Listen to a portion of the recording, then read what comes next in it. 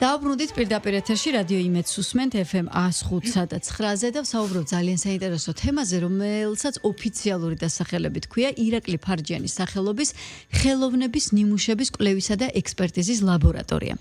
მაგრამ აქ მნიშვნელოვანი არის რა, ლაბორატორია უკვე საკმაო ხანია ფუნქციონირებს და საერთო ჯამში უკვე დაგროვდა 150-მდე სამუზეუმო და ასევე კერძო კოლექციებიდან შემოსული ხელოვნების ნიმუშები, რომელსაც სწორედ ამ ლაბორატორიაში უტარდება ზუსტი კვლევითი საექსპერტო კვლევა, ასე ვთქვათ, სადაც გამოკვლეული არის სავარაუდო ავტორი, ეპოქა, წარმომავლობა, ავთენტურობა და ეს ყველაფერი. და საინტერესო არის კიდევ ის, რომ გარდა მუზეუმის კოლექციებისა, კერძო ადამიანსაც შეუძლია თავისი მასთან არსებული, ანუ მისი საკუთრებაში იმყოფი ხელოვნების ნიმუში, თუნდაც ფერწერული ტილო მიიტანოს და ზუსტი პასუხი მიიღოს თუ რა ტილოსთან გვაქვს საქმე, მისის ავტორის დადგენით და განსაზღვრით, სიყალბის და სინამდვილის განსაზღვრით და სხვა ყველა დეტალით, რომელიც ამ ლაბორატორიაში არის გამოკვლეული და უნდა დავამატოთ ინფორმაცია იმის შესახებ, რომ რეგიონში ამგვარი შესაძლებლობის ლაბორატორია არც არსებობდა აქამდე, სანამ ეს არ გაიხსნებოდა და ამ ეტაპზე ის არის კავკასიაში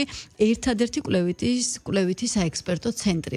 ცენტრის მუშაობაზე და სპეციფიკაზე, როგორ ხდება ნამუშევრების კვლევა და მისი ავთენტურობის დადგენა, ამ თემაზე ჩვენი სტუმარი ისაუბრებს, რომელიც სტუდიაში შემოგვიერთდა ქალბატონი ლელა წიწვაშვილი. მოგესალმებით. ირაკლი ფარჯიანის სახელობის ხელოვნების ნიმუშების ექსპერტიზის ლაბორატორიის ხელმძღვანელი. მოგესალმებით, დიდი მადლობა მოწვევისთვის. მადლობა თქვენც ასევე სტუმრობისთვის. 150-მდე სამუზეუმო და კერძო კოლექციიდან შემოსული ნივთების კვლევა უკვე ჩაატარეთ ლაბორატორიაში. როგორც ინფორმაციაში ვკითხულობთ, ყველაზე მეტი აქცენტი იკეთდება ნიკო ფიროსმანიშვილის ნამუშევრებზე. აი, მაინტერესებს, რატომ ხდება ეს, ანუ ჯერ კიდევ ძებნის პროცესშია და ბევრი ნამუშევარი შეიძლება იყოს კერძო კოლექციაში, თუ იყვნენ ან არიან ბევრი მიმბაძველები, რომლებსაც უნდათ რომ გააყალბონ ნამუშევრები, თითქოს ეს არის ფიროსმანი. დავიწყოთ ფიროსმანი და შემდეგ სხვა ნამუშევრებზე გადავართ. უფრო მეორე, რა თქმა უნდა, იმიტომ რომ მე არ მგონია ახლა ძალიან ბევრი ნამუშევარი იყოს ისეთი, რომელიც აქამდე არ იყო აღმოჩენილი, იმიტომ რომ იმდენი წელი გავიდა ნიკო ფიროსმანაშვილის გარდაცვალების შემდეგ. ეს ნაკლებად სავარაუდოა, თუმცა ყველაფერი ხდება. აქ უფრო საქმე იმაშია, რომ ბოლო პერიოდში, განსაკუთრებით აი ბოლო 10 წლეულების განმავლობაში, როდესაც ფიროსმანის შემოქმედებისადმი ინტერესი გაცდა საქართველოს ფარგლებს და უკვე საერთაშორისო დონეზე მისი ღირებულებაც გაიზარდა და ზოგადად ინტერესი, რა თქმა უნდა, გაჩნდნენ მიმბაძველები და ყალბი ნამუშევრებიც გამოჩნდა და სწორედ აი ამის გამო კერძო მფლობელებსაც აქვთ თავის კოლექციებში ნიკო ფიროსმანაშვილის ნამუშევრები, რომლებსაც სურთ გაარკვიონ ორიგინალი აქვთ კოლექციაში თუ რაიმე სიყალბეცთან გვაქვს საქმე, რა თქმა უნდა, არავის არ უხარია ამის დადგენა, რომ არ არის ორიგინალი, მაგრამ ჩვენ ვცდილობთ ეს გამოვიკვლიოთ. გარდა ამისა, შალვა მირანაშვილის სახელობის საქართველოს ხელოვნების სახელმწიფო მუზეუმი ფლობს ყველაზე დიდ კოლექციას. ფიროსმანის 152 ნამუშევარია ჩვენ კოლექციაში და რა თქმა უნდა ძალიან მნიშვნელოვანია არა მხოლოდ აი ეს კერძო კოლექციებიდან შემოსული ნამუშევრების კვლევა, არამედ ნიკო ფიროსმანაშვილის შემოქმედების სრული მონაცემთა, ტექნოლოგიური კვლევის მონაცემთა ბაზის შექმნა, რაც შემდგომში ზუსტად დაგვიცავს სიყალბისგან, უფრო გაგვიმარტივებს სიყალბი ნამუშევრების აღმოჩენას და გარდა ამისა, ჩვენთვის ფიროსმანის შემოქმედება არის კულტურული მემკვიდრეობის ერთ-ერთი უმნიშვნელოვანესი ნაწილი და მე ვიტყოდი, რომ ალბათ ყველაზე ცნობადი ქართველი მხატვარი მსოფლიო მასშტაბით. ნამდვილად ესე. და შესაბამისად მისი შემოქმედების კვლევა არა მხოლოდ სახელოვნებათმცოდნეო კუთხით, არამედ აი იმ ტექნოლოგიური მონაცემებითაც არის ძალიან საინტერესო და უმნიშვნელოვანესი. აი თქვენ რომ ამბობთ მონაცემების კვლევას, გამოდის რომ რაც მეტი გაქვთ მონაცემი ორიგინალიდან, მით უკეთესად ხდება ახალი ნამუშევრის შეფასება და შედარება. აქ ყველაფერი ხარისხი იქნება ეს საღებავის ტიპი, პერიოდი, ტექნიკა, ყველაფერი ფასდება ერთიანად. აი ყველაფერი. ჩვენთან ხდება ხელოვნების ნიმუშების ინტეგრირებული კვლევა. რას ნიშნავს ინტეგრირებული კვლევა? ეს არის ერთობლივი, როგორც სახელოვნებაცოდნეო, რაც ძალიან მნიშვნელოვანია, ასე ეგრეთ წოდებული პროვენანსია, ანუ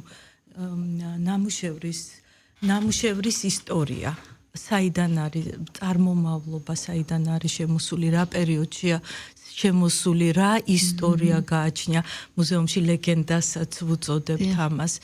მაგრამ გარდა ამისა, ჩვენი ლაბორატორია ალბათ არის ერთ-ერთი ყველაზე მულტიდისციპლინარული სეგმენტი მუზეუმში. იმიტომ რომ მხოლოდ ხელოვნებაცოდნეები არ ვართ, მე გახლავართ ხელოვნებაცოდნე, გარდა იმისა, რომ ლაბორატორიას ხელმძღვანელობ, მაგრამ ჩვენთან მუშაობენ სხვადასხვა პროფილის მეცნიერების პროფესიონალები, ესენი გახლავთ ქიმიკოსები, ქიმიკოს-რესტავრატორი, ფიზიკოსი, რადიოლოგი, ფოტოგრაფი. ეს არის ჩვენი ესეთი მრავალფეროვანი კომპლექსური მუშაობა და ძალიან მნიშვნელოვანია თითოეული აი ამ მიმართულების როლი კვლევისას. ყველას გააჩნია თავისი განუმეორებელი ფუნქცია და ნებისმიერი ეს იქნება სამუზეუმო კოლექცია თუ ეს იქნება კერძო პირისგან შემოსული ნამუშევარი ერთი და იგივე პროცედურას გადის. ხდება ფოტოფიქსაცია. ხო, აი ეტაპებად არის გაწერილი თქვენს პრეს-რელიზში და გავუზიარებ ჩვენს მსმენელს, ესე იგი შემოვიდა, ვთქვათ, ნამუშევარი. იწყება მისი დიდი რეზოლუციით, მაღალი რეზოლუციით გადაღება და გაციფრება, შემდეგ მაკროფოტოგრაფირება და ულტრაისფერ სხივებში გადაღება, შემდეგ რენტგენოგრაფია, ფერწერული ზედაპირის ფაქტურის შესწავლა, ფოტოფიქსაცია, სტერეო მიკროსკოპით, ნამუშევრი და ნიმუშის აღება, ქიმიურ ლაბორატორიაში კვლევისთვის მომზადება და სხვადასხვა მიკროსკოპული კვლევები და ასე შემდეგ, ხო? აი სინათლის გარდა პოლარიზება და ყველაფერი. ანუ ამას ყველა ეტაპს სჭირდება თავისი საქმის პროფესიონალი, ამას გულისხმობთ, ხო? და ძალიან ხანგრძლივი და შრომატევადი პროცესია ეს ყველაფერი.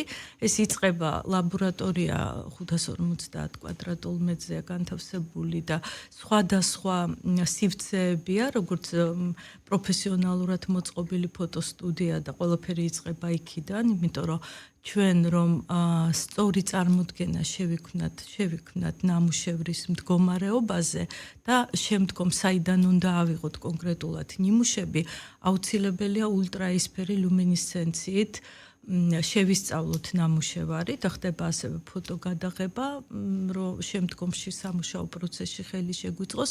ულტრაისფერი ლუმინესცენცია გვაძლევს ზუსტ ინფორმაციას, არის თუ არა რაიმე ტიპის თუნდაც უმცირესი სარესტავრაციო ჩარევები. და ნიმუშის აღება ხდება ქიმიკოს-რესტავრატორის მიერ ლანცეტით. საკმაოდ რთული პროცესია, საპასუხისგებლო, იმიტომ რომ ჩვენ არ უნდა დავაზიანოთ ხელოვნების ნიმუში აღებისას. ხდება უმცირესი ზომის ნიმუშის აღება, რომელსაც უნდა ძალიან ცოდნა და პროფესიონალიზმი, იმიტომ რომ ჩვენთვის არ არის ინფორმატიული მხოლოდ მონაფხეკი, ეს უნდა მოიცავდეს სხვადასხვა ფენებს, ფერწერული და ასევე გრუნტის ფენას სრულფასოვანი შესწავლისთვის.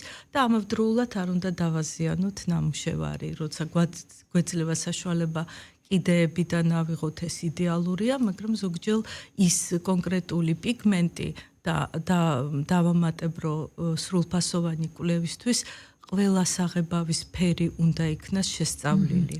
და აი ზოგჯერ როცა შუაშია ძალიან დელიკატური და ესეთი სათუთი მოპყრობა ჭირდება იმისათვის რომ ავიღოთ და შემდგომ უკვე აი ეს უმცირესი ზომის ნიმუშებიც რომელიც შეუიარაღებელი თვალით შეიძლება ვერც დაინახოთ ეს ჩვენთვის მუდმივი მონაცემთა ბაზა აი კიდე მაგას სტერეო მიკროსკოპში იყოფა, რომ არ რაღაცა ნაწილი დავიტოვოთ კიდე კვლევისთვის, ხდება მომზადება, 6 ტიპის მიკროსკოპი გვაქვს, ძალიან თანამედროვედ ტექნოლოგიებით არის მოწყობილი და აღჭურვილი ჩვენი ლაბორატორია და შემდგომ უკვე იწყება აი ეს კვლევითი პროცესი.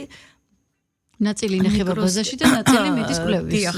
თუმცა აი ეს კვლევისთვის, რასაც ვამზადებ, ისიც მონაცემები შეინახოს. იმასაც ვინახავთ, იმიტომ რომ ჩვენთვის ეს არის უმნიშვნელოვანესი ბაზა, ეტალონური როგორც წესი და ჩვენი ლაბორატორია შეიქმნა რა თქმა უნდა, უპირველესი ყოვლისა სამუზეუმო კოლექციების კვლევაა ჩვენი პრიორიტეტი და ასევე უმნიშვნელოვანესია ლაბორატორიის როლი სწორი რესტავრაცია კონსერვაციის პროცესის წარმართვისთვის. ამაზე ვიკითხავ ცალკე, მანამდე ერთი მაინტერესებს, რამდენად ხშირია კერძო ადამიანების ვიზიტი, თუ მათ რამე მფლობელობაში აქვთ რაიმე თუნდაც ფერწერული ტილო, რომ გადაამოწმონ მისი ავთენტურობა და ავტორი და დღევანდელი სურათი თქვენ ყველაზე კარგად გეცოდინებათ, ხშირია თუ არა გაყალბების მცდელობები, თუნდაც თანამედროვე ქართველი ავტორების ნამუშევრების, ან არ ვიცი, სხვა უფრო რთულია ხა გაყალბოდა ვან გოგს და და ვინჩის ვერ დააქმნილ რაღაცას, მაგრამ უფრო მეტად ალბათ თანამედროვე ავტორები. იცით რა, გაყალბება ხდება მინდა გითხრათ ყველაფრის. მართლა, ხო? აი მაგალითად. მაგრამ ну ასევე ევროპული ვან გოგი და ლეონარდო და ვინჩი ჯერ არ შემხვედრია, მაგრამ ევროპული სკოლის რუსული, აი პოპულარული სკოლის წარმომადგენელი, მაგალითად აივაზოვსკის ნამუშევრები ძალიან ხშირად გაყალბებადია. ქართველი მხატვრებიც სამწუხაროდ ხშირად ხდება გაყალბება ასევე. მაგრამ იცით რა კერძო ექსპერტიზას რაც შეეხება, რა თქმა უნდა, მომართვიანობა საკმაოდ აქტიურია, იმიტომ რომ აქამდე აი ასეთი ოფიციალური ექსპერტიზის ლაბორატორია არ არსებობდა და შესაბამისად ინტერესიც არის. თუმცა აი ეს მიმართულება, კერძო მიმართულება ჩვენთან ფასიანია და აქედან გამომდინარე. მაგრამ როდესაც ადამიანი ნახატს ყიდულობს, ფერწერულ ტილოს, რა თქმა უნდა, ურჩევნია რომ ჯერ გადაამოწმოს, იმიტომ რომ იქ მისი ფასი, მერე კიდევ იმატებს წლიდან წლამდე ყოველთვის ფასი და ეს გადამოწმებაში ღირს ნამდვილად თანხის გადახდაც. რა თქმა უნდა, განსაკუთრებით როდესაც ეს ეხება ძალიან ცნობილ მხატვრებს. ტენდენცია როგორია, რაზე არის ყველაზე მეტად მოთხოვნა, ან ყველაზე მეტად რა სიყალბე ფიქსირდება რომელ ავტორზე? იცით რა, ეს სიყალბის დაფიქსირებაზე ნაკლებად შემიძლია აქ ვისაუბრო და ალბათ არც არის ასურველი, მაგრამ ქართველი მხატვრები, ცნობილი ქართველი მხატვრების ნამუშევრები, რა თქმა უნდა, არის ყალბი თუ შეიძლება იყოს ასლი გაკეთებული, ზოგჯერ ხელმოუწერელი. მაგრამ ადამიანი როდესაც ყიდულობს, მან არ იცის ვინაიდან ეს პრეცედენტი აქამდე ასე აქტიურად არ არსებობდა. თუმცა აუცილებლად მინდა გითხრათ, რომ აი ზუსტად გუშინ იყო 40 წელი, რაც მუზეუმში ვმუშაობ. გუშინ შესრულდა, გილოცავთ 40 წელი სერიოზული მონაცემია უკვე 4 ათეული წელი. აი რაღაც სტუდენტობიდან დავიწყე და სწორედ ძალიან საინტერესოა, რომ ახლა ფაქტობრივად დაუბრუნდი იმ ჩემ სფეროს, საიდანაც დავიწყე მუზეუმში მოღვაწეობა. მაშინ გაიხსნა ხელოვნების მუზეუმში ხელოვნების ნიმუშების ტექნოლოგიური კვლევის განყოფილება. სწორედ იქ დავიწყე მუშაობა. მართალია, მაშინ იყო პრიმიტიული ტექნიკა, მაგრამ ბინოკულარული მიკროსკოპი, ხელნაკეთი რენტგენი, ულტრაისფერი სხივები, თუმცა აი ეს ტექნოლოგიური კვლევა სწორედ იმ პერიოდიდან დაიწყო მუზეუმში, რაც ძალიან მნიშვნელოვანი იყო იმ დროსაც და ეს პრეცედენტი იშვიათი იყო. შესაბამისად, დღეს ჩემთვის ძალიან მნიშვნელოვანია, რომ დღევანდელ კვლევებშიც ხშირად ვიყენებთ აი იმ ძველი კვლევის მასალებს, იმიტომ რომ რაც მოესწრო, სანამ ეს განყოფილება დაიხურებოდა 2000-იანი წლების დასაწყისში, რაც გაკეთდა და მოესწრო ის კვლევები, ისიც ჩვენთვის ძალიან მნიშვნელოვანი მასალაა შესადარებლად. და ის გამოცდილებაც მნიშვნელოვანია, რომელიც ახლა თანამედროვე ტექნიკასთან ერთად გეხმარებათ ალბათ. რა თქმა უნდა, ვერ შევადარებთ იმ ტექნიკას, რაც დღეს გვაქვს და იცით ეს სფერო ძალიან განვითარებადია, როგორც ნებისმიერი მეცნიერების სფერო. როგორც ნებისმიერი სფერო, სადაც იყენებენ მიკროსკოპიას, მედიცინა, ქიმია, ფიზიკა, ასევე აი ამ სფეროშიც გამოყენებული აპარატურა იხვეწება და სრულყოფილდება, ალბათ თუ ყოველდღიურად არა, ყოველწლიურად ნამდვილად და რა თქმა უნდა შესაძლებლობებიც იზრდება. ამიტომ ყოველთვის გიჩნდება სურვილი, რომ კიდევ უფრო მეტი გქონდეს, კიდევ გქონდეს დახვეწო. მაგალითად ჩვენ გვაქვს მოწყობილი რენტგენისთვის შესაფერის სივრცე, მაგრამ ჯერ არა გვაქვს რენტგენის აპარატი მუზეუმში და თოდუას კლინიკასთან გვაქვს მემორანდუმი და იქ ეს პარტნიორობით ხდება ესე იგი ხუმრობით ვამბობთ რომ ფერწერული პაციენტები მიყვავს კლინიკაში მიდის როგორც პაციენტი აი როცა შემოდის ახალი პაციენტი ახალი ფერწერული ტილო დაახლოებით ერთი ტილოს ექსპერტიზას რა პერიოდი ჭირდება იცით რა ჩვენ გათვლილი გქონდა დაახლოებით 4-დან 6 თვემდე მაგრამ გამოცდილებით ზოგიერთ ნამუშევარს წელიწადით დაჭირდა. ასეთი ხანგრძლივი პროცესია? ხანგრძლივია, იმიტომ რომ აი მაგალითად კერძო კოლექციიდან შემოდის ნამუშევარი. ჩვენ მას ვიკვლევთ, მაგრამ განსაკუთრებით როდესაც ავთენტურობის დადგენას ეხება საქმე, ანუ ჩვენ უნდა გავარკვიოთ ნამდვილად არის თუ არა ეს ფიროსმანის ან კაკაბაძის ან გუდიაშვილის ნამუშევარი. ჩვენ ძალიან მწირი გვაქვს ინფორმაცია, ამიტომაც გვინდა ეს მონაცემები მოვაგროვოთ და შევქნათ მონაცემები. ბაზარო იყოს, ხო? რაღაცას ხო უნდა შეადარო, რომ დაადგინო ავთენტურია თუ არა, თუნდაც ის პიგმენტების შემადგენლობა, ხელწერა მხატვრის რაც ძალიან მნიშვნელოვანია. აქ მხოლოდ სახელოვნებაცოდნეო ანალიზი ვერ გშველის, იმიტომ რომ ჩვენთან ხდება ინტეგრირება ხელოვნების და მეცნიერების, რაც ძალიან მნიშვნელოვანია.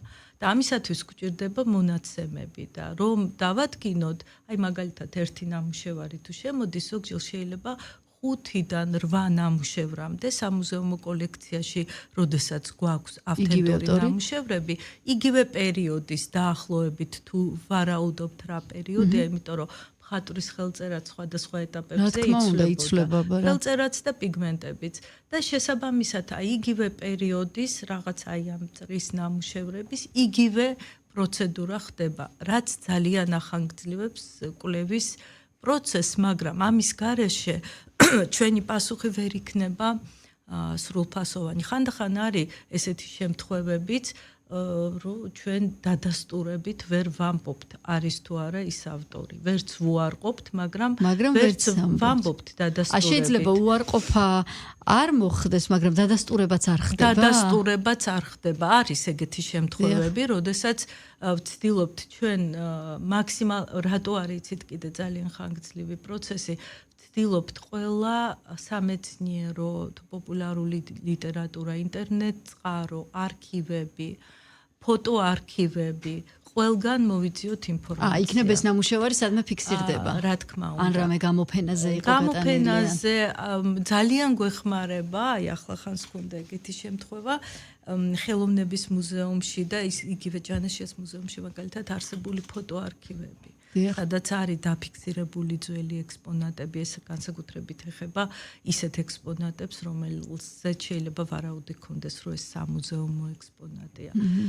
ძალიან მნიშვნელოვანია, აი შემიძლია ვთქვა, მოვიყვანო რენტგენი ვახსენე და ესეთი ძალიან საინტერესო მაგალითი გქონდა 90-იან წლებში მუზეუმიდან დაკარგული, მოპარული, უბრალოდ დაკარგულს ვერ დავარქმევ, მოპარული იყო ალბათ გახსოვთ ეს ცნობილი მაჭანგალი კრანახის რეისტალის პეიზაჟი და იმავე პერიოდში ზუსტად აი ამ დროსვე ერთად მაგათთან ერთად მოიპარეს შარდენის ნატურმორტი და არც თუ ისე დიდი ხნის წინ გამოჩნდა და ჩვენ გვჭირდებოდა დადასტურება ეს ნამდვილად ის ნამუშევარი შარდენი იყო თუ არა და ძალიან გაგვიმართლა იმიტომ რომ აი ზუსტად იმ ძველ დროს სანამ ამას მოიპარავდნენ იმ განყოფილებაში ტექნოლოგიური კვლევის განყოფილებაში ჩვენთან ეს მოხდა ამ ნამუშევრის კვლევა და ქონდა რენტგენოგრამა და ქონდა ბაზა აი ბაზის მნიშვნელობა და ფაქტობრივად ჩემს გარდა ეს ინფორმაცია არავინ არ იცოდა რენტგენის შემთხვევაში შემეძლო დანამდვილებით მე თქვა არის თუ არა ეს ის ნამუშევარი იმიტომ რომ ნატურმორტის ქვეშ იყო მამაკაცის პორტრეტი აჰა, გასაგები. ეს გამოჩნდებოდა. აი რენტგენის სხივები ზუსტად გვაძლევს ამ უნიკალურ საშუალებას, ქვედა ფენები, რომელიც სხვა არანაირი მეთოდით არ ჩდება, გამოჩნდეს და ჩვეულებრივ მამაკაცის პორტრეტი ვიცანით კიდევაც. და გამოჩნდა აქაც? და აქაც გამოჩნდა. რის გამოც ჩვენ დავიბრუნეთ და დარწმუნებით დავიბრუნეთ ის ნამუშევარი, რომელიც იყო თავის დროზე დაკარგული მუზეუმიდან. ძალიან საინტერესო პროცესია, ამ პროცესს ალბათ შევადარებდი დეტექტივს ხელოვნებაში. ხო, ეს უნდა მეთქვა, კვლევა მარტო არ არის, ეს საგამოძიებო პროცესი, რომელიც არის ძალიან საინტერესო, ძალიან აზარტული. და აი სადა გეხმარათ 40 წლიანი სტაჟი. მაშინდელმა ხო რენტგენმა, რომელიც თქვენს ხელში იყო გავლილი, ახლა როგორი შედეგი აჩვენა. და იცით რა, აზარტული ცდაც ამავდროულად ეს არის უდიდესი პასუხისგებლობა თითოეული ჩვენთან მომუშავე პროფესიონალის, არ არის დიდი შემადგენლობა, სულ 9 ვართ ლაბორატორიაში, მაგრამ თითოეული პროფესიონალი აცნობიერებს თავისი ფუნქციის უდიდეს მნიშვნელობას და პასუხისგებლობას. არ შეიძლება, იცით, ეს აი ჯაჭვური პროცესია. ვერც ერთ ეტაპს, ვერც ერთ სეგმენტს ვერ გამოტოვებ, თუ გინდა სრულფასოვანი კვლევა. ხო, იმდენი ეტაპი წავიკითხე ხოლმე მეც და იმდენი პროფესიონალი არის საჭირო ყველა ეტაპის კვლევაში, ვერ ამოვარდება ვერც ერთი რგოლი. ვერც ერთი რგოლი და ამასთან ერთად მინდა გითხრათ, რომ ეს იმდენად სპეციფიური სფეროა, აქ მხოლოდ ხელოვნებაცოდნის განათლება, მხოლოდ ფიზიკოსის, მხოლოდ ქიმიკოსის არ არის მარისი, იმიტომ რომ ჩვენ ქიმიკოს ფიზიკოსებიც უკვე ხელოვნებაში არიან ჩახედული და რა თქმა უნდა მეც ქიმია ფიზიკაში, იმიტომ რომ ამის გარეშე წარმოუდგენელია სრულფასოვნად წარმოიდგინოს, სრულყოფილად წარმოიდგინო თუ რასთან გაქვს საქმე. აი ის ავტორები, რაც ეროვნული მუზეუმის განძია, ხო, ასე ვთქვათ, გვარებიც რომ ჩამოთვალოთ ფიროსმანი იქნება ეს კაკაბაძე, ქიქოძე, გუდიაშვილი, გაბაშვილი, თუნდაც კრანახი ასე შემდეგ. რაც კოლექციებშია ძირითადად ყველა ავტორის საბაზისო მასალები გაქვთ, ალბათ, ხო? ყველაფერი დამუშავებულია, თუ ეს ეტაპობრივი პროცესია, რომ ყველა დამუშავდეს? ეს არის ძალიან ხანგრძლივი და ეტაპობრივი პროცესი. მე ბედნიერი ვიქნები, დავიწყო ეს პროცესი და შემდგომ უკვე ახალგაზრდა თაობამ გააგრძელოს, იმიტომ რომ ეს არ არის 1-2 წლის, ეს 10 წლეულების პროცესია. ანუ ერთი ადამიანის სტაჟში შეიძლება ვერ ჩავატიოთ, ხო? ვერ ჩავატიოთ, იმიტომ რომ ჩვენ ძალიან მდიდარი კოლექციები გვაქვს, მრავალფეროვანი და ეტაპობრივად, რა თქმა უნდა, იცით, ფიროსმანზე ვაკეთებთ აქცენტს, თუმცა ფიროსმანიც ჯერ არ არის სრულად შესწავლილი, იმიტომ რომ ყველაფერს სჭირდება დრო, ერთი და იგივე ადამიანები მუშაობენ შესაბამისად აი ამ კვლევას. იცით, აი ჩვენ გვაქვს მაგალითად მიკროსკოპები, რომელიც ძალიან იშვიათია, შეიძლება 2-3 იყოს საქართველოში.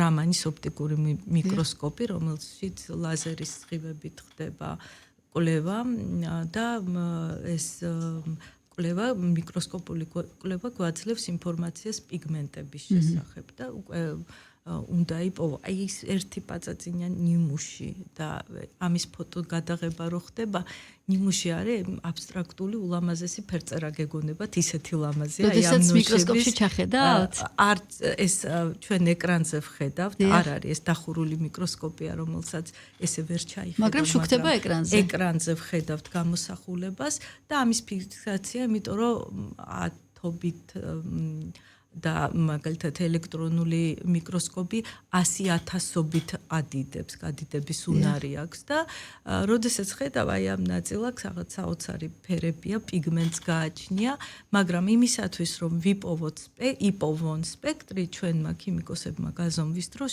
ზოგჯერ აი ამ ერთ პატარა ნიმუშს სჭირდება 8-დან 15-20 ჯერ გაზომვა იმისათვის რომ იპოვო ის წერტილი, რომელიც მოგცემს ინფორმაციას, სპექტრს და შემდგომ უკვე ხდება ამ სპექტრის გაშიფრვა. ამიტომ ვამბობ, მხოლოდ ქიმიკოსის განათლებაც არ არის. და შემდგომ უნდა დაადასტურო, გამოიკლიო და უკვე მერე არის ინფრაწითელი სტერეოსკოპი, რომელშიც ხდება უკვე ორგანული ნივთიერებების დადგენა და ელექტრონული მიკროსკოპი, რომელიც რომელიც გვაძლევს ინფორმაციას ყველა შემადგენელი არა მხოლოდ პიგმენტის, ნივთიერების და ხდება უკვე საბოლოო დადასტურება არის თუ არა სინამდვილეში აი ეს ნივთიერებები და პიგმენტი. ძალიან საინტერესო საქმეს აკეთებთ. აგერ უკვე 40 წელია როგორც გაირკვა. 40 წელი მხოლოდ ამას არა, მაგრამ 18 წელი ვიყავი საგამოფენოში. ეს კიდე ცალკე მიმართულება და საერთო ჯამში ამ ლაბორატორიის მნიშვნელობა ჩვენი ქვეყნისთვის და რეგიონისთვის არის უმნიშვნელოვანესი, როგორც მივხვდი და ძალიან დიდი მადლობა იმისთვის, რომ ჩვენს მსმენელებს გაუზიარეთ. დიდი საქმიანობა. დიდი მადლობა. ნამდვილად მნიშვნელოვანია, მით უმეტეს რომ მსგავსი ესეთი ტიპის სრული კვლევის არის ცალკეული ლაბორატორიები, მაგრამ აი ესე კომპლექსურად რო ხდებოდეს, ალბათ პირველია და ძალიან საამაყოა. დიდი მადლობა სახელით რომ ვთქვათ. ქალბატონი ლელა წიწუაშვილი იყო ჩვენი სტუმარი, ირაკლი ფარჯენის სახელობის ხელოვნების ნიმუშების ექსპერტიზის ლაბორატორიის ხელმძღვანელი. მადლობა სტუმრობისთვის. ეს ეპიზოდი რადიო იმედის სტილის ეთერში დასრულებულია, რა თქმა უნდა გრძელდება საინტერესო საინფორმაციო ბადე, ასე რომ დარჩით FM 105 და 9-ზე დროებით გემშვიდობებით. მადლობა ყურადღებისთვის.